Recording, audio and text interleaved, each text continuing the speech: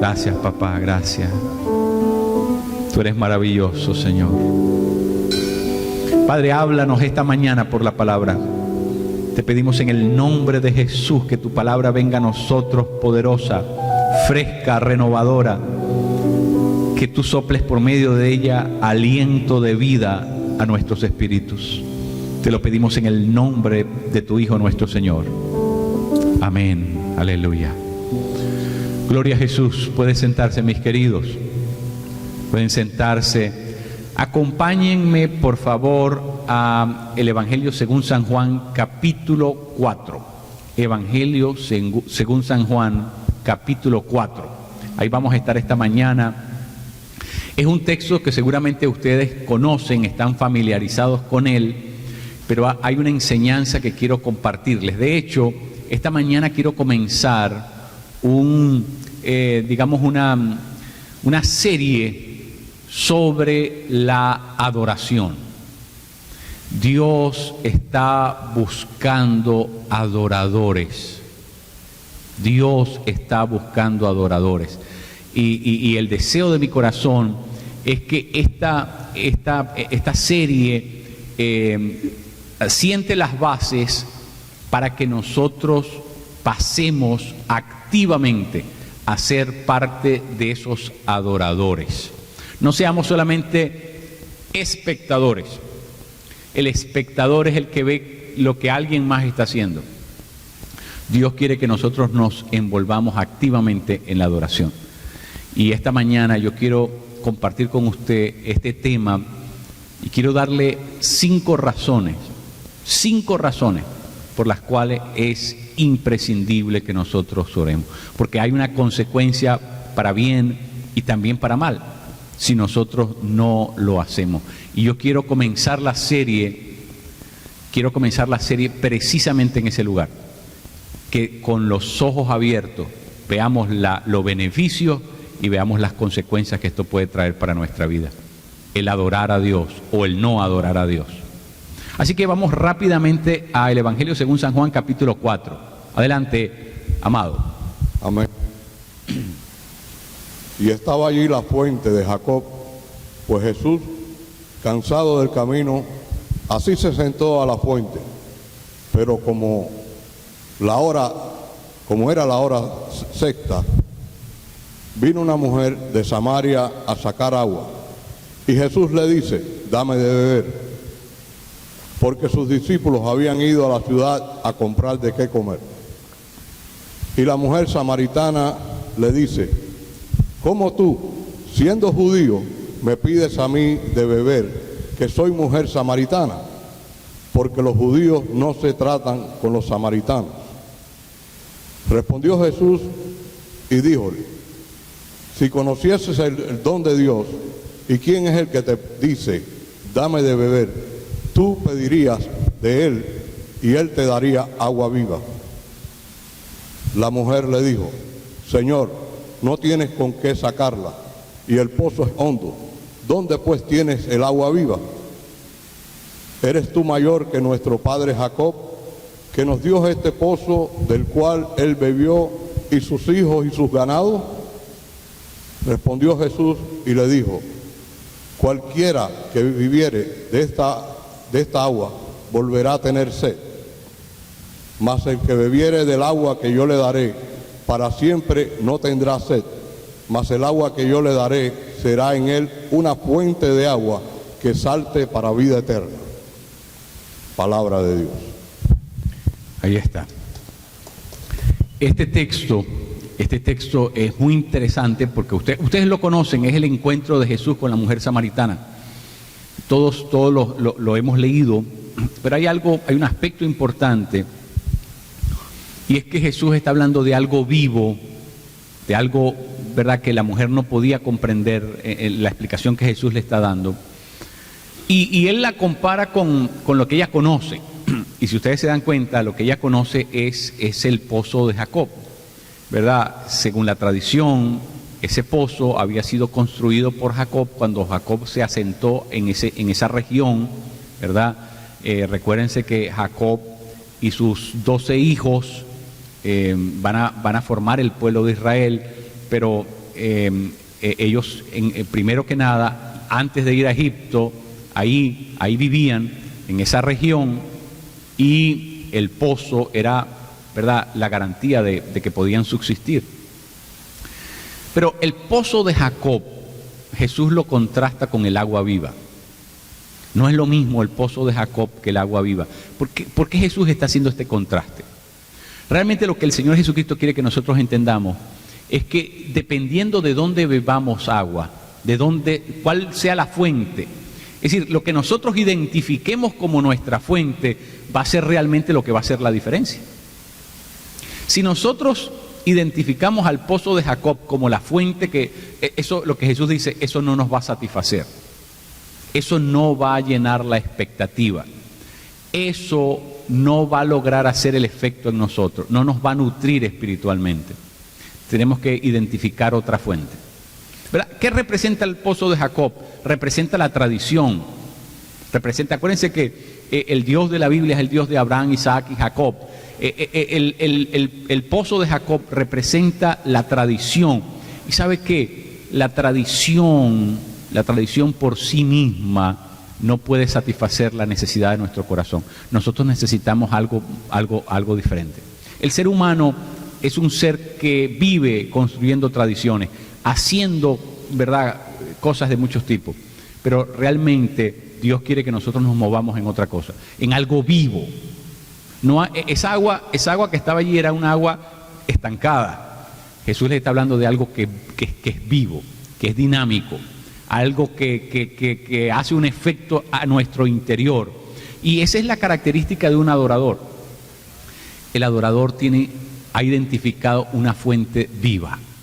Y por eso es que cuando la persona vive en la tradición, vive en el aburrimiento permanente de algo que está estancado. Y lo que está estancado obviamente no tiene el mismo efecto en nosotros. Pero cuando nosotros probamos el agua viva, entonces es inevitable que nosotros nos contagiemos con eso. ¿Sabe por qué? Porque eso vivo está dentro de nosotros. Usted no sabe que nosotros nos convertimos en aquello que comemos. ¿Por qué? Porque nosotros al comer participamos del alimento y el alimento se convierte en nuestra sangre, se convierte en lo que va a ir a irrigar todo nuestro cuerpo, ¿verdad? Ya no podemos separar lo que comemos de lo que somos, porque lo que comemos se convierte en lo que somos. Y por eso cuando comemos bien, bueno, tenemos salud, pero si comemos mal, bueno, tenemos problemas de salud. ¿Por qué? Porque lo que comimos se convirtió en lo que somos.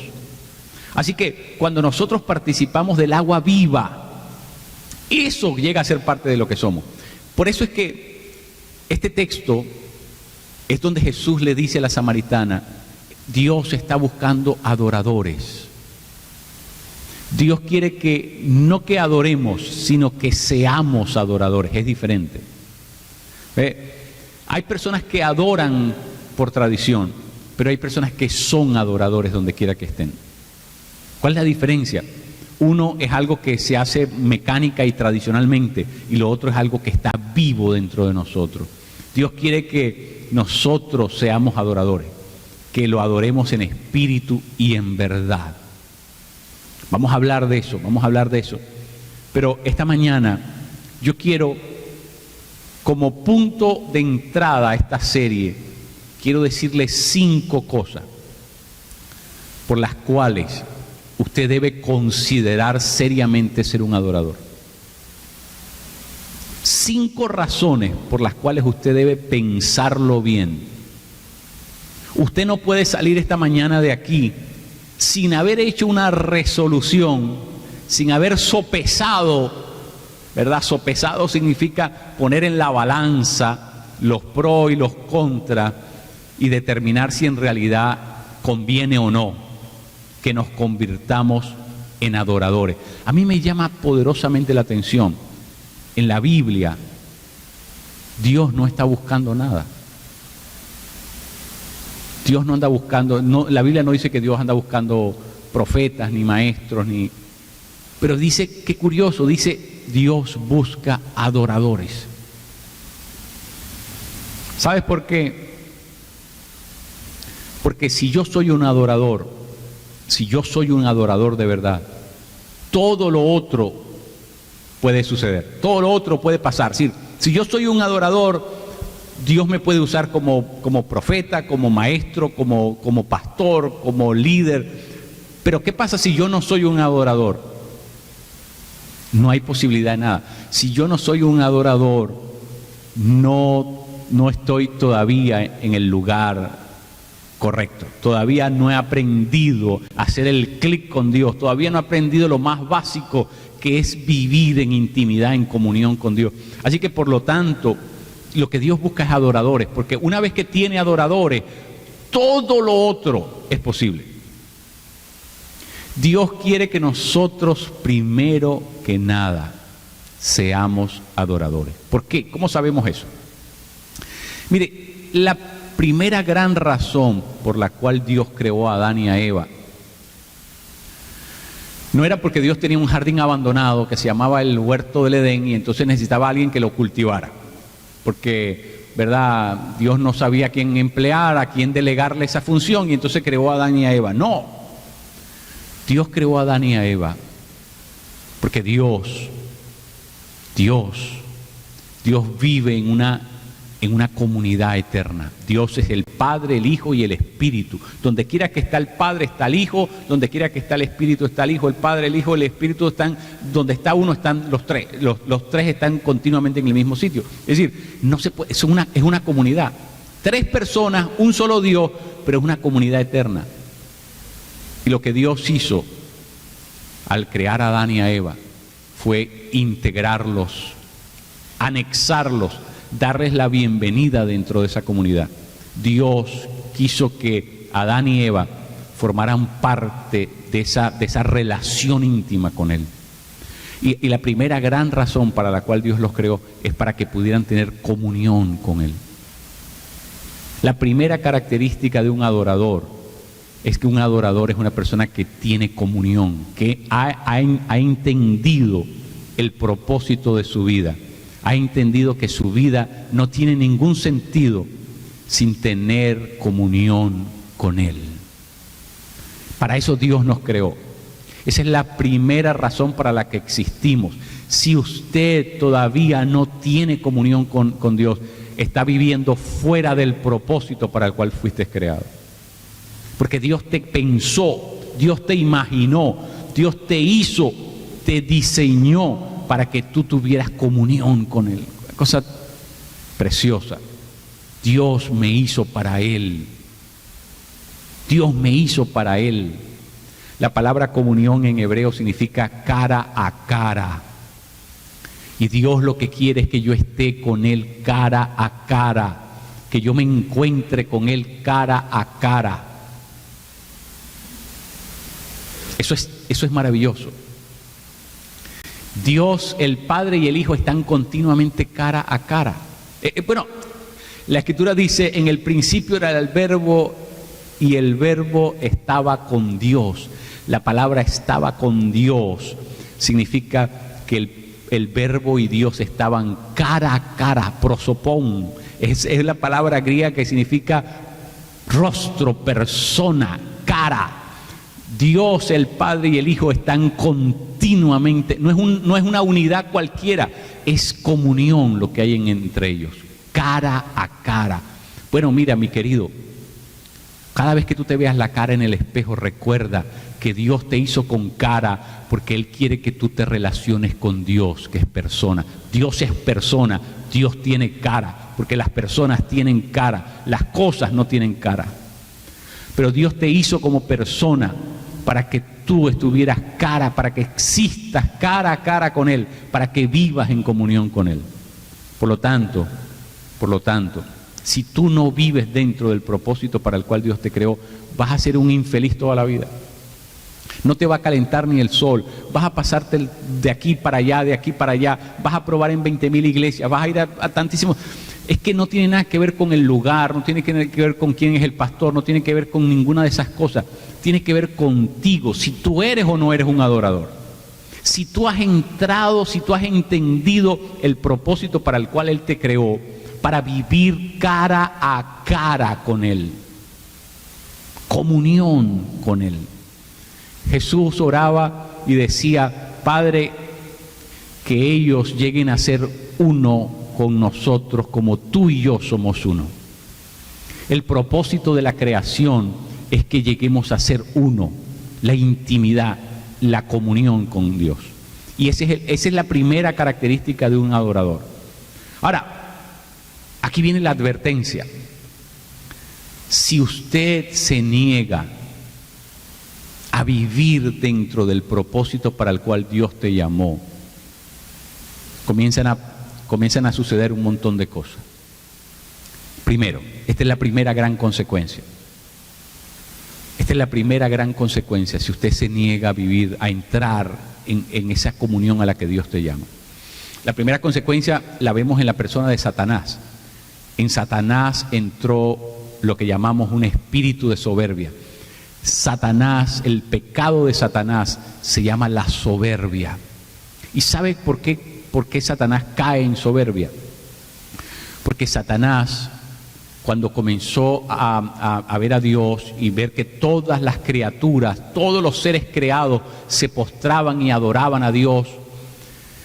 Y Satanás, si usted lee Isaías 14, Ezequiel 28, entiende que la función de Satanás, como la persona que se podía acercar a Dios, la función de él era ser el que conducía la adoración a Dios en el cielo.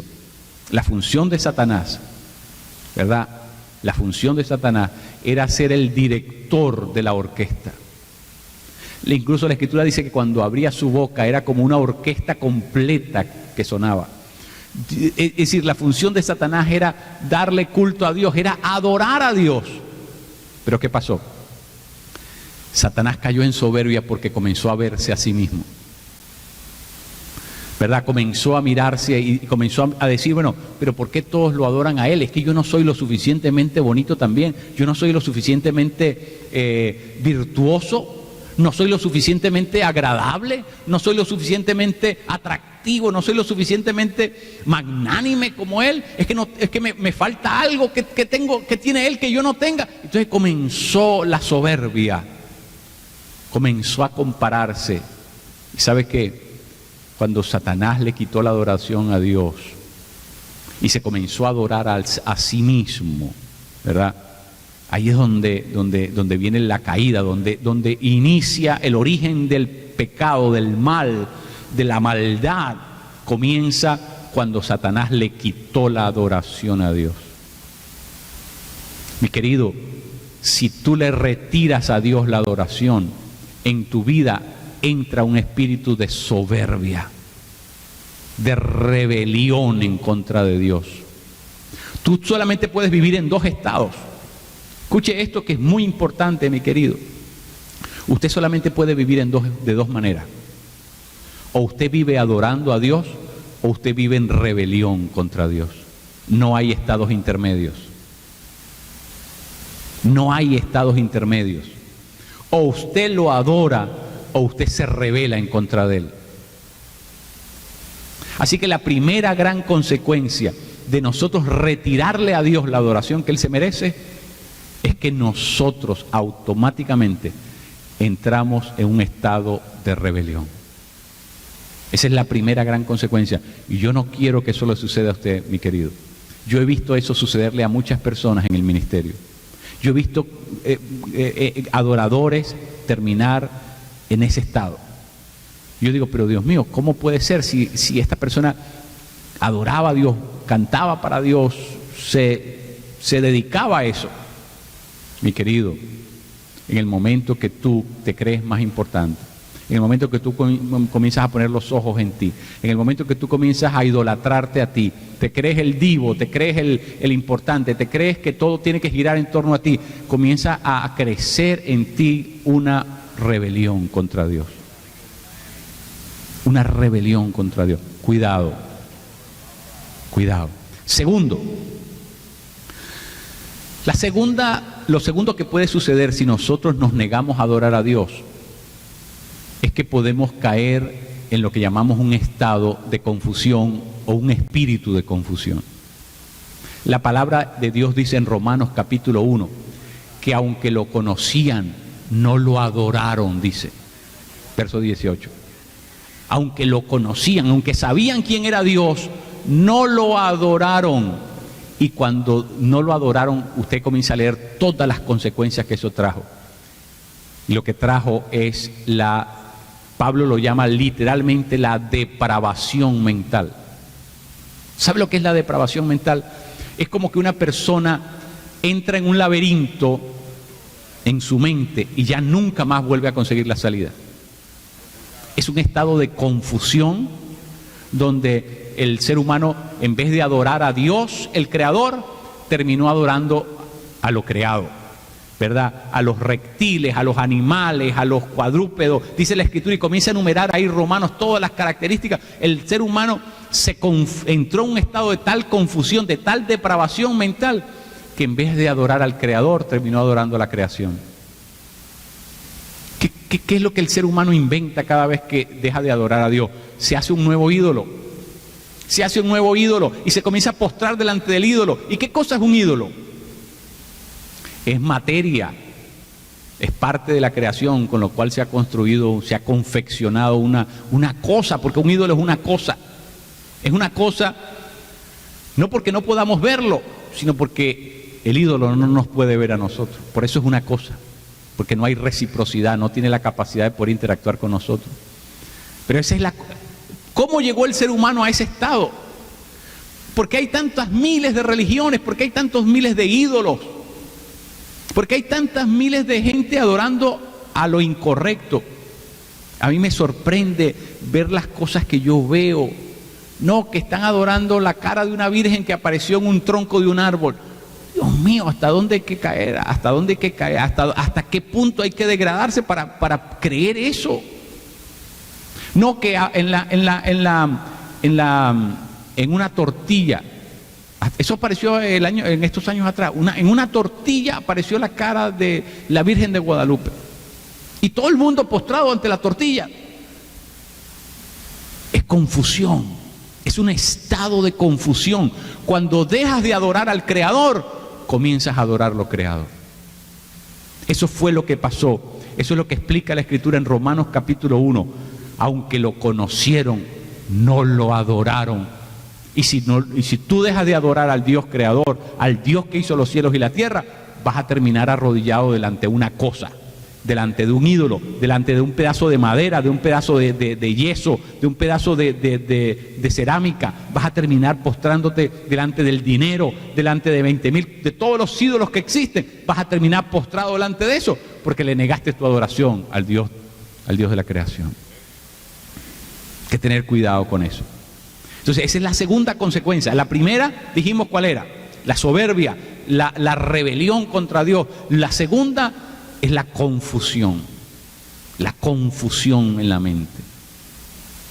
Tercero, cuando una persona le retira su adoración a Dios, la tercera consecuencia es que va a quedar esterilizado espiritualmente.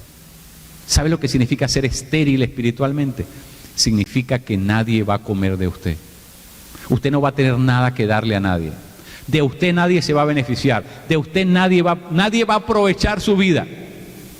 Porque usted espiritualmente usted no tiene nada que dar. Si usted no es un adorador, si usted no se conecta a la fuente, ¿qué le puede dar a los demás?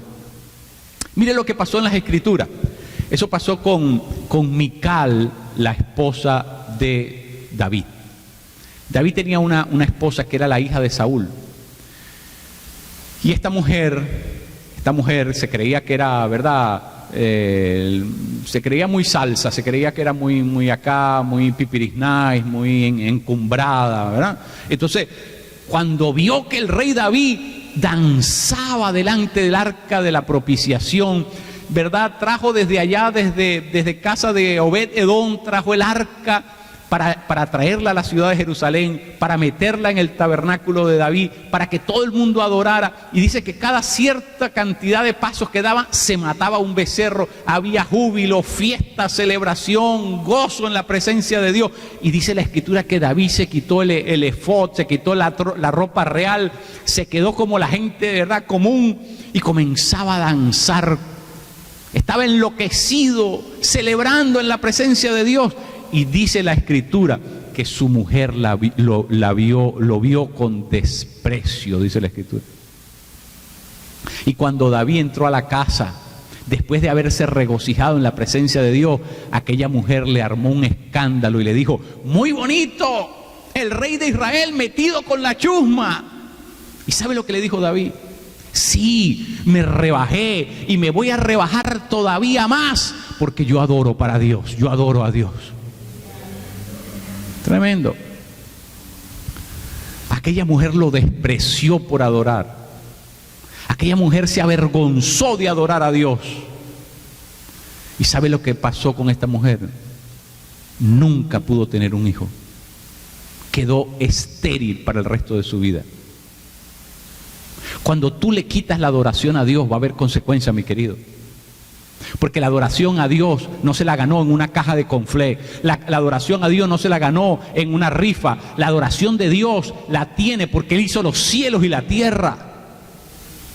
Él es el Dios todopoderoso. Tú le debes, tú estás obligado a adorarlo. Porque Él es el único Dios verdadero. Así que por lo tanto, cuando tú deliberadamente le quitas la adoración a Dios, va a haber una consecuencia. ¿Y sabe lo que va a pasar? Tu vida es una vida estéril. No vas a progresar, no vas a caminar, no vas a crecer espiritualmente. No tienes nada que darle a los demás. Pero imagínate, te estás negando a conectarte a Dios, porque en la adoración nosotros buscamos su rostro, nosotros nos conectamos con Él, nosotros entramos en su atmósfera, nosotros cuando adoramos estamos en su presencia cara a cara. Y ese es el único momento en que nuestra copa se llena. Cuando nosotros somos adoradores, tenemos la copa llena. Y sabe, cuando usted tiene la copa llena, ¿sabe lo que pasa? Esa copa comienza a salpicarle al que usted tenga al lado.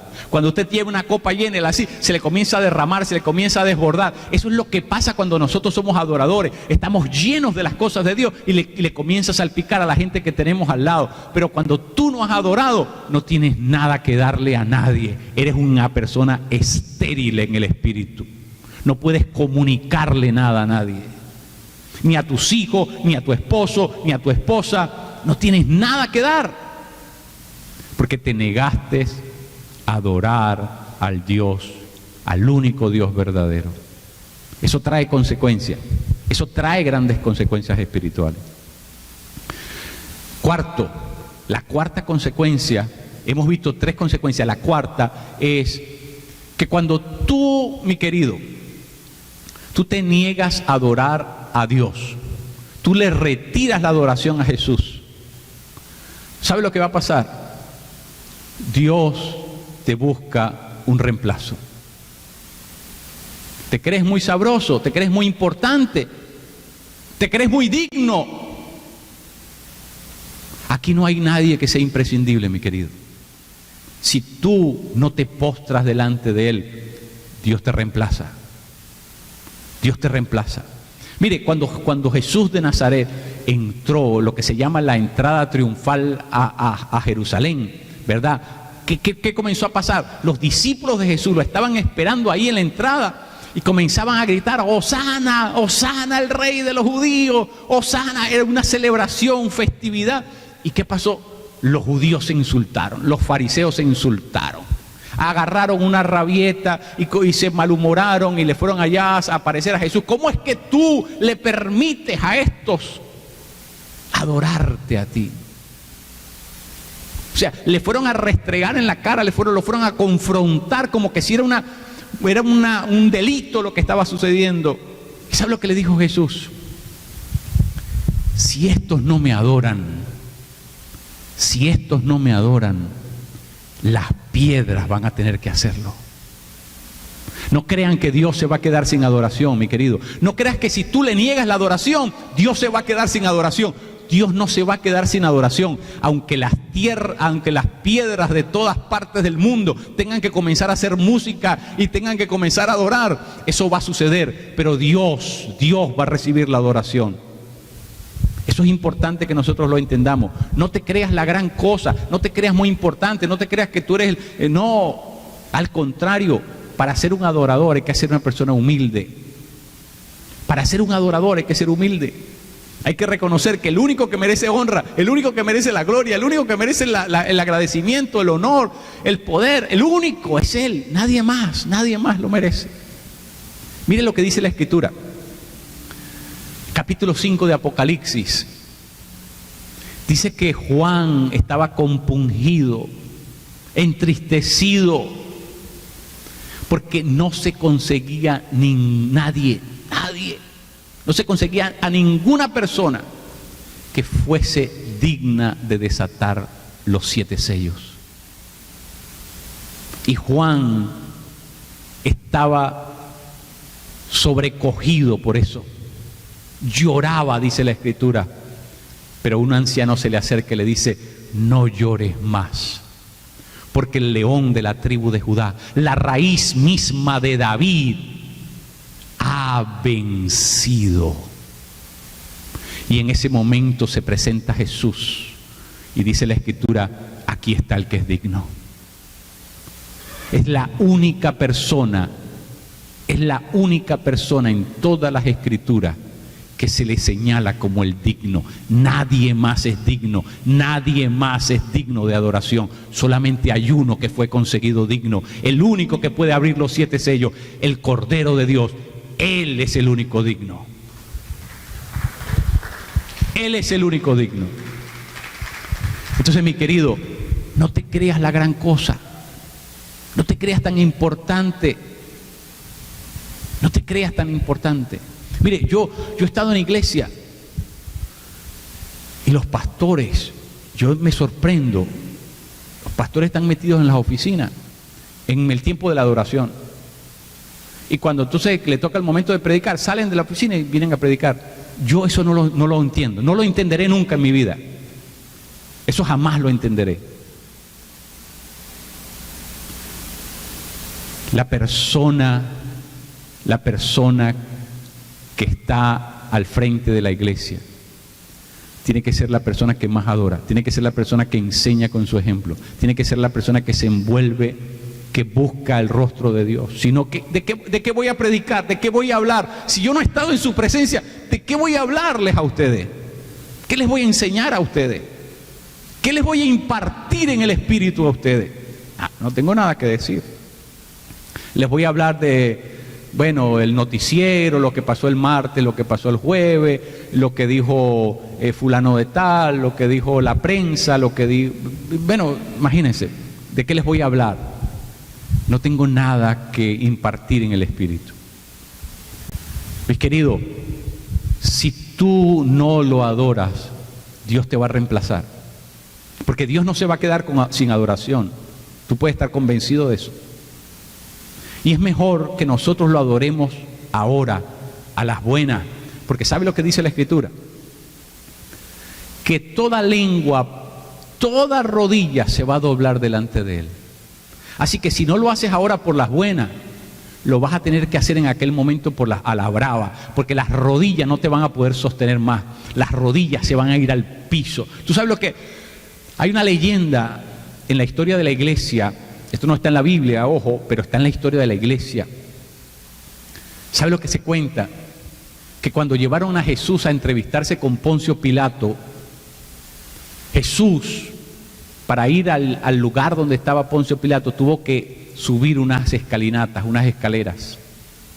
Y lo dice la tradición de la iglesia, que en ese lugar, en esas escaleras, estaba la guardia real de Poncio Pilato.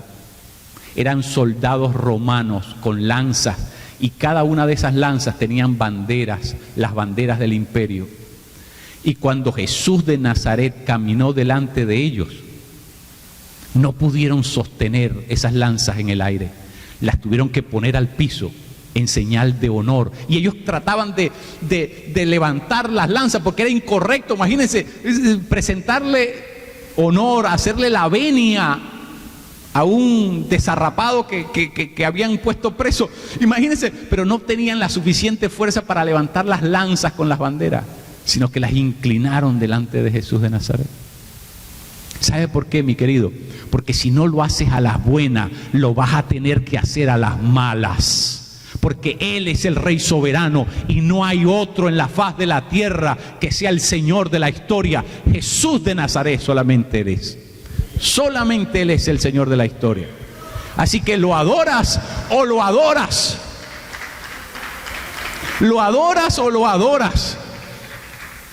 No te puedes hacer el loco, no te puedes hacer el sueco. O lo adoras o estás metido en un paquete bien grande, mi querido.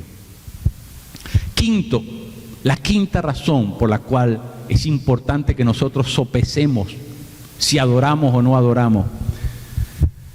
La Escritura dice que el rey Herodes el Grande, Herodes el Grande lo llamaban el Grande no porque había hecho muchas cosas grandes, lo llamaban el Grande porque tenía el ego más grande que cualquier otro ser humano. Era una monstruosidad el ego de este hombre, era un ególatra. Y dice la Escritura en Hechos capítulo 12 que comenzó a dar una arenga. Usted sabe lo que es una arenga. Comenzó a exacerbar las emociones de la gente, comenzó, ¿verdad?, a hablar. Y sabe lo que la gente comenzó a decir: no es un hombre, es un Dios, dice la Escritura. No es un hombre. O sea, sabía cómo jugar tanto con las emociones humanas que las inflamaba, al punto que la gente caía rendida y decía: no es un hombre, es un Dios.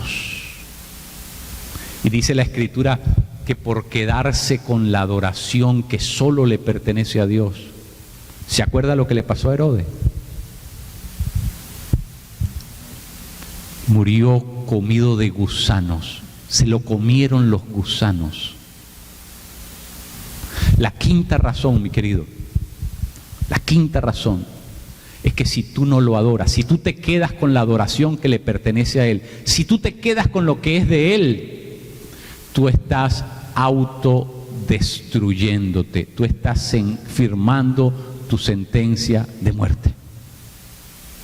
¿Sabe por qué, mi querido? Porque Dios no trabaja con los que son altivos, con los que se creen que son gran cosa, con los que se creen que tienen algún derecho para menospreciar a Dios, para ignorar a Dios. No, mi querido, no es así. Nosotros no nos podemos quedar con la gloria de Dios. Nosotros no nos podemos quedar con la adoración que le pertenece. Nosotros no tenemos ningún derecho a quedarnos con lo que solamente le pertenece a Él. En el momento que tú haces silencio en tu boca, en el momento que tú te restringes de adorar, en el momento que tú le cesas la adoración a Dios, tú estás tomando una decisión que trae consecuencias. Tú nunca dejes de adorar a Dios, no importa dónde estés, no importa bajo qué circunstancia, no importa cuál sea la situación. Tú nunca le quites a Él lo que solamente a Él le pertenece, porque solamente a Él le pertenece. Al contrario, cuando tú lo adoras, ¿sabes lo que significa? ¿Sabes el significado de la adoración? Es que cuando tú adoras a Dios, tú le devuelves a Dios el lugar que solo a Él le pertenece. Adorar a Dios es darle a Él la posición de honor, es darle a Él la posición que solamente a Dios le pertenece. Por lo tanto, mis queridos, sopesemos bien si vamos a ser o no adoradores. Para mí, les voy a decir esto, para mí este asunto es de alto riesgo. Para mí este asunto es de alto riesgo. Hay una expresión que Pablo usa en el Nuevo Testamento que es difícil de digerir. Y uno dice: wow, esto pareciera que fuera el Antiguo Testamento, porque es una expresión bien fuerte. Pablo dice: el que no ame a Jesús, caiga como anatema. En otras palabras, el que no ama a Jesús, caiga sobre él la maldición. ¡Wow! Sí, pero esto es muy fuerte. Pareciera que la ley deuteronómica, levítica del Antiguo Testamento, pareciera, el que no ame a Jesús, wow. Usted sabe que no se puede amar sin adorar. Y no se puede adorar sin amar. Esos dos verbos están interrelacionados. No puedes hacer una cosa sin la otra. No puedes amar sin adorar, ni adorar sin amar. Porque adorar y amar son las dos únicas cosas. Fíjense, las dos únicas cosas para lo cual uno tiene que estar plenamente convencido de lo que está haciendo. Usted nunca va a decir, bueno, yo estaba distraído y cuando abrí los ojos estaba postrado delante de Buda. Eso nunca va a pasar, porque usted no adora inconscientemente. Para adorar usted tiene que estar plenamente consciente. Para amar usted tiene que estar plenamente consciente. Usted no se va a equivocar y dice, ay no, yo es que la amo a ella, pero yo pensé que era mi esposa. No, espérese. Para amar usted tiene que estar plenamente consciente. Para adorar usted tiene que estar plenamente consciente. Mi querido, yo te estoy diciendo hoy las consecuencias. La semana que viene te voy a decir lo poderoso que es adorar. Pero quería comenzar primero con que entendamos los riesgos de no adorar, para que tengamos el apetito para aprender por qué debemos adorar. Para que la semana que viene usted venga y yo le pueda decir la importancia que tiene adorar, las consecuencias que esto va a traer en tu vida, cómo esto te va a acelerar espiritualmente, cómo esto te va a llevar a una nueva dimensión espiritualmente, cómo esto va a abrir los cielos, cómo la adoración va a abrir los cielos sobre tu vida. Hay cosas maravillosas que suceden cuando adoramos. Hay cosas poderosísimas que suceden cuando adoramos. Silas y Pablo estaban en una prisión en Filipo y en medio de la noche comenzaron a levantar adoración al Dios que vive, y en medio de la adoración pasó algo insólito. Mi querido, cuando tú aprendes a ser un adorador, los cielos se abren sobre tu vida. Las cosas que estaban impedidas, las cosas que estaban paralizadas, comienzan a moverse, comienza a despertar espiritualmente, comienzas a ver la vida de otra manera, comienzas a cultivar una relación, a descubrir que Dios es persona, que Dios está vivo, que Dios es real. Mire, es maravilloso lo que sucede, pero tenía que comenzar con lo otro. Tenía que comenzar con lo otro. Porque no tomar la decisión correcta va a conllevar un riesgo. Va a conllevar un riesgo. Y por eso esta mañana nosotros necesitamos sopesar y determinar si queremos ser adoradores o si vamos a seguir siendo espectadores. Solamente vamos a ver la cosa desde afuera, desde lejos, sin comprometernos, sin bajarnos al ruedo, sin tomar parte, sin participar. Hay una decisión que hay que tomar. Yo esta mañana quiero que oremos, que mientras oramos escuches lo que el Espíritu de Dios te dice. Aclares tu conciencia y determines hoy si quieres ser adorador. Si le quieres entrar a esto recio, si le quieres echar gana y volver tu rostro hacia Él, volver tu rostro hacia Él. Eso es lo que Dios quiere. Eso es lo que significa literalmente la palabra conversión. La palabra adversión es darle la espalda a Dios, pero la palabra conversión significa darle la cara a Dios. Convertirse significa darle la cara a Dios. Cerremos nuestros ojos en este momento. Cerremos nuestros ojos. Aclaremos nuestra conciencia. Vamos a orar en esta hora. Papá, venimos delante de ti, Señor. Te necesitamos, papá. No queremos seguir por la vida ignorándote, quedándonos con lo que te pertenece solo a ti. Queremos determinar ser lo que tú has diseñado que fuéramos. Tú has decidido desde el comienzo que nosotros fuéramos gente que vive en comunión contigo, gente que te adora, gente que participa de tu presencia. Y Padre, yo te pido en este momento, en el nombre de Jesús de Nazaret, Padre, que tú nos devuelvas, Señor, a ese sitio, que tú nos traigas de regreso a ese lugar de tu voluntad, el diseño para nuestra vida, lo que tú quieres hacer de nosotros. Padre, en el nombre de Jesús, nosotros queremos darte la posición tuya, devolverte tu lugar en nuestras vidas, devolverte tu lugar en la iglesia. Nosotros queremos devolverte lo que te pertenece solamente a ti. Perdónanos cuando nos hemos quedado con lo que es tuyo. Queremos adorar a ti, Señor. Tú eres el único digno de adoración. Nadie más fue hallado digno. Solo el Cordero fue hallado digno.